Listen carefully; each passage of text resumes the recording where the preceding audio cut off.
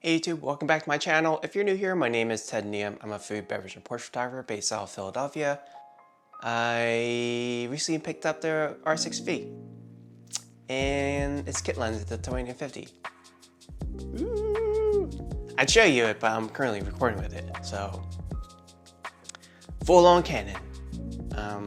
So I got this camera because for a couple of reasons. One, I really wanted a 2050 to be honest with you, and every other shop, like Alan's camera was out, did not get the 2050. And then in the back of my mind, I kept on thinking about all the times that my R6 Mark III kept on getting close to overheating while shooting video in the kitchens. And I was like, you know what? That camera does not have an internal fan, and I do need a video camera with internal fan, internal cooling.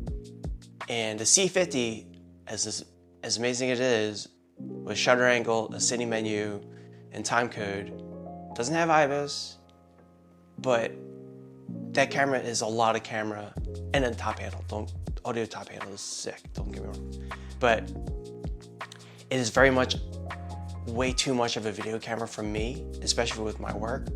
Obviously, when I get more video work that could justify buying the camera, I am totally gonna buy it.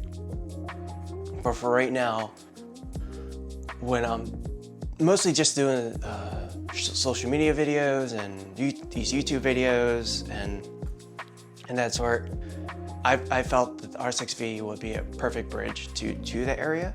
Obviously, the R5 II and the R6 Mark III can shoot video, but they just do not have either internal cooling or robust internal cooling.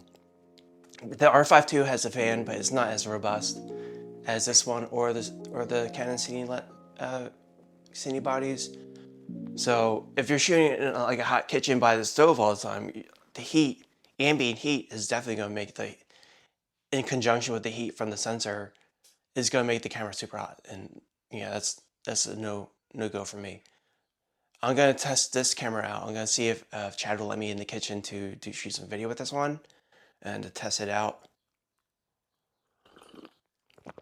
But yeah, that's pretty much the reason why I opted to go for the R6v. Had the 2050. I needed a video camera that had much more robust internal fan, but I didn't want to swing it for the C50 because just way too much of a camera for me. I'm not a cinematographer.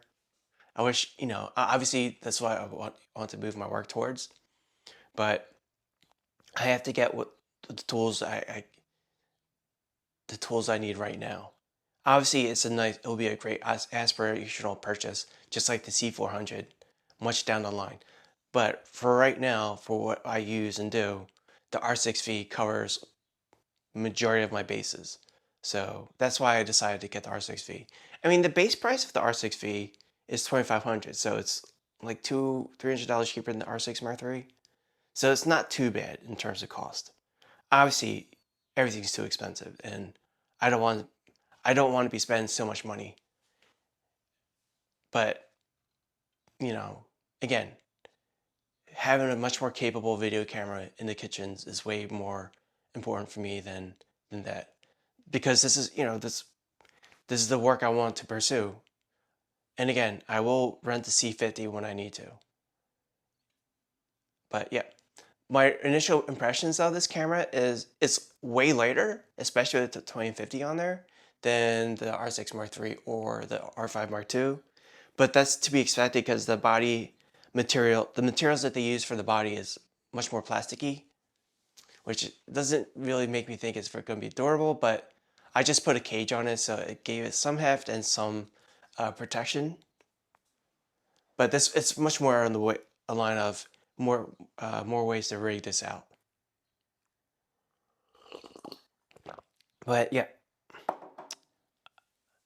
everything. I mean, obviously, I would have loved to have a bigger LCD screen, and I haven't really tried it out in a bright sunny day yet,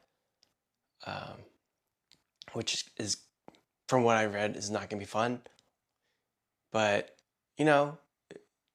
it has the same sensor as the R6 Mark III, so the look is gonna be about the same. It has a little more different codecs than the R6 Mark III. I think it has 4K 120, so that's definitely a step up. But again, it's the much more robust internal cooling than that I cared about. If you hear any fan, it's from my iMac. It's I got in 2017. It's probably super dusty, and I I, I should bring it to a shop to get it cleaned out. But yeah, this is my initial thoughts on the R6 Mark V, R6V. Should you get it? Who's this camera for? I can't answer that unless well, maybe I can. If you want to do more video and you're not doing too much photo, I'd probably opt for the R6V, to be honest with you. But one disappointing part, because I'm in this, I guess I'm in this train of thought right now, is that I can't use my Pro Photo remotes on the R6V and the C50, which really sucks. Because if they can put the much more active hot shoe on there, and I could use my Pro Photo lights on it, I would have got the C50 back in like November. And that would have been my backup photo, but also much more primary video camera. But yeah, they didn't. So, and the R6V does not also have that either. So if I want to do, for me to do true hybrid, I would still use either my R5 II or R6 Mark III for actual true hybrid, because I'm a strobist. I use my strobes. But if I know I'm just going to be shooting video, I'm just going to take the R6V. I mean, I could use other twos for video. But if I know for like work I'm doing primarily video, I'd be using the R6V. Obviously, I'll bring my other cameras in my bag as backups, or if I have to do stills. But the R6V will be my primary video workhorse. And again, I'm going to work my way up to be able to get this justified buying the C50 and more Pro Photo video lights.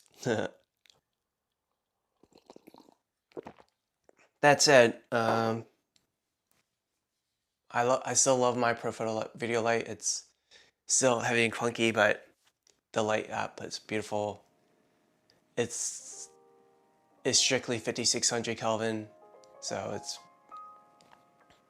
very clean light, just quite chunky. And I can just use my Pro Photo mods on it, so yeah.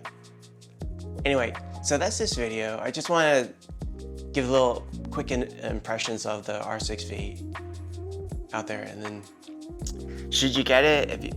If you're already in the Canon system and you're not at the place where you could justify buying one of their cine bodies, but you're also using their mirrorless bodies, but like thinking that you want to get a much more robust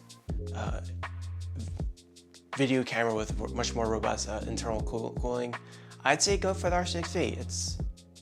It has the same look and color as the R6 Mark III, just with much more robust internal cooling, which is important.